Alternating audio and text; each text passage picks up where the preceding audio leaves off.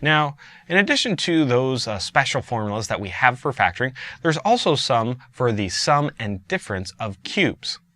Now, we haven't done a whole lot of factoring with cubes, so these are really important in order to break these types of problems down. For the sum and difference of cubes, they break down using these two formulas. Now, I think these are a little bit unusual because when you look at what they factor into some rather large polynomials. You have this x minus y, which isn't too big, but then over here you have x squared plus an xy plus a y squared. Let me first convince you that it really is how it should factor by taking those large polynomials and multiplying them together.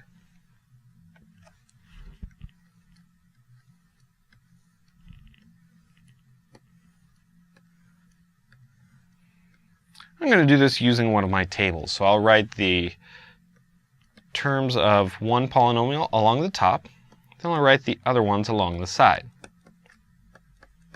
And I'm using the first one here. All right, so to fill in this box, we will multiply. X times x squared is an x cubed. X squared times a y would be a negative x squared y. Then I have an x squared y positive.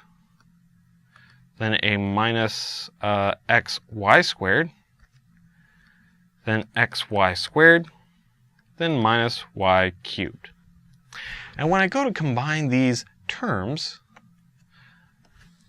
I can see that I'll have a single x cubed, but that my x squared y's will end up canceling each other out since they're different in sign. And the same thing will happen with my xy squareds. They're different in sign, so they'll cancel each other out as well. And then I just have one little lonely y cubed on the end, a minus y cubed. So you can see that if I put these back together, I really do get the difference of cubes. So these two formulas will really help us factor them out. Now another thing is it can be very difficult trying to remember these formulas. First try and identify what is being cubed, this x and y, because you'll see that they show up in your formula in that first polynomial, just x and y. They show up in the second formula, or polynomial as well, x and y, with them being multiplied in the middle. This even works for the sum of cubes. So you have your x and y just as they are, and you have your x, xy, and y. On the outside of the second one, these will always be squared. Okay, and one last thing to really help you get these two formulas down is look at how the signs are related. If you are dealing with the difference of squares, then the first polynomial will have exactly the same sign. If you have the sum of cubes, then the first polynomial, again, will have the exact same sign. The next sign present is opposite of what you used originally. So if you had a negative over here, use the opposite, now it's positive. Same thing applies on this one. If you used a positive, now this one's going to be negative. And for the last sign, this will always be positive. Here's how you can remember what the signs will be. You'll always start off with the same one as in your original. Then you'll have opposite signs. And then the last one will always be positive. So same, opposite, positive. Let's see if we can use the sum and difference of cubes to help us factor out. We're going to use this on 8 cubed minus 8 and 27r cubed plus 8. So the very first thing to do is see what two things are really being cubed. So I have an x, and then 2 cubed would give me my 8. All right, so this will factor into a smaller polynomial and a larger one. The values that I put in here will be an x and a 2, x squared, x times 2, and 2 squared. So I've put them the same as they are, then I have my x squared, I have them multiplied together, and then I have my 2 squared.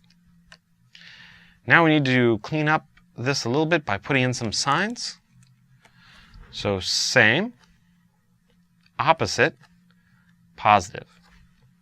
All right, so this is almost completely factored. Now I'll just go ahead and end up rewriting this,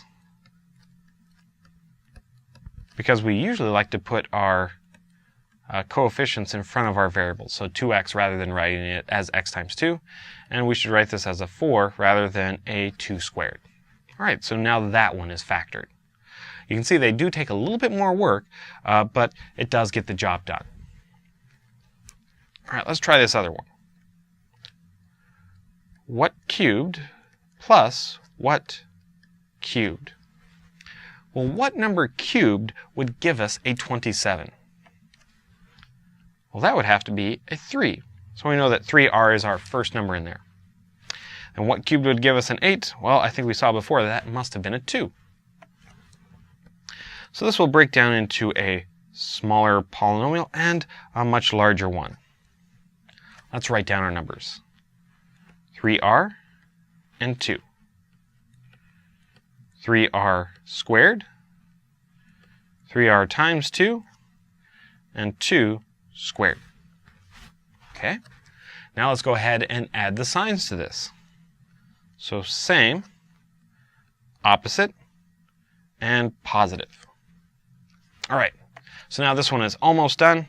Now we just need to clean it up a little bit, call it good. So 3r plus 2. 3 squared would be a 9, so 9r squared is here. Negative 3 times 2 would be a negative 6r, and then 2 squared would be 4.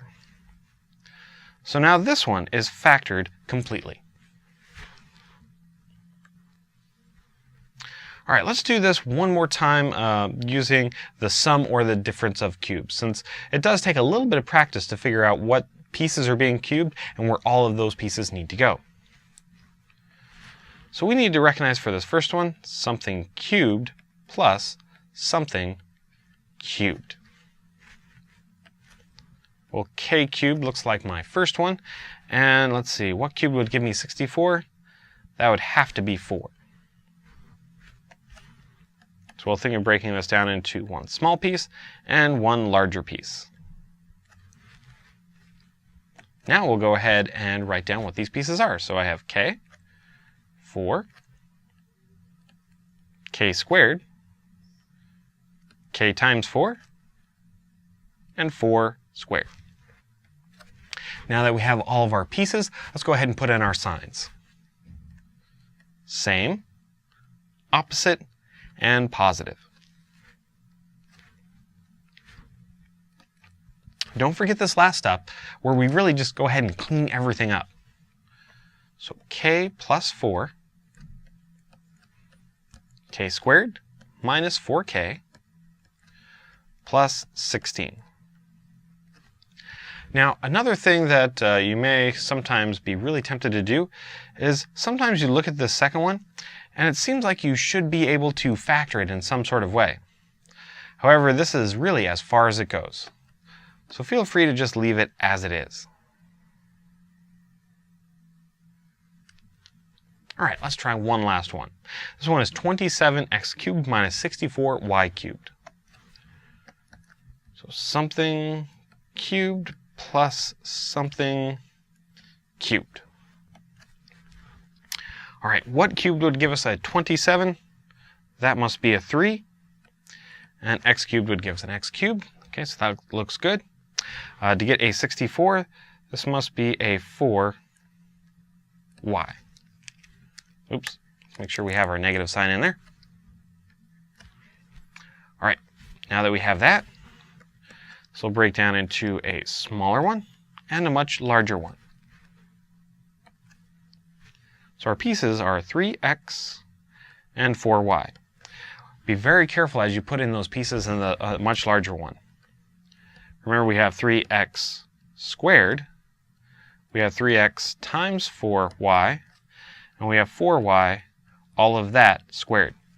One common mistake I see with these is many people will only square, say, just the y, but it's the entire thing that needs to be squared, the 4 and the y. All right, let's put in some signs. So same, opposite, and positive. All right, now one last step. Let's go ahead and clean it up. 3x minus 4y. Now I have the entire thing, 3x, being squared. So that'll be 9x squared. 3 times 4 would be a 12, so 12xy. And 4y squared, 16y squared.